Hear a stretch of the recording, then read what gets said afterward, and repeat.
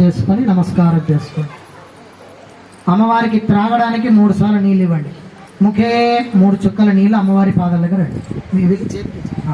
ముఖే ఆచమనీయం 3 times. Again అర్ఘ్యం వరిగల్ భయామి బాధ్యం వరిగల్ పాదయోహ బాధ్యం సమర్పయామి చేయగడుకో. ముఖే ఆచమనీయం సమర్పయామి. ఉపచారికేన స్నానం. ఆ స్టీల్ బకెట్ దగ్గర పెట్టుకోండి అమ్మా. స్టీల్ బకెట్ దగ్గర పెట్టుకోండి జ్యోతి గారు. ఇక్కడ అమ్మవారికి అభిషేక రూపంలో పిల్లలిద్దరికీ పాదాలు కడుగుతూ ఉంటారు.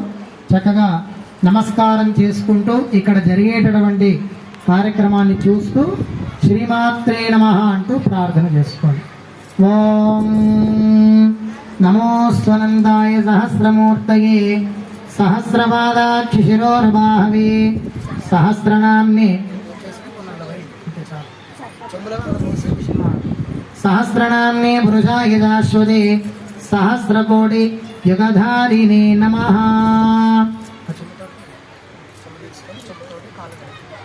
మీరు కూడా అటువైపు చేస్తున్నాడమ్మా. అటువైపు పాపకి పాదాలు కడుగుతుండండి.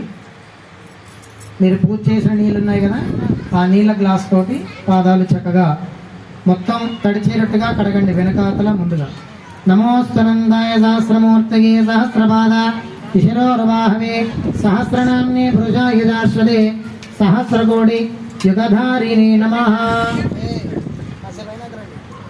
నమోస్తనందాయ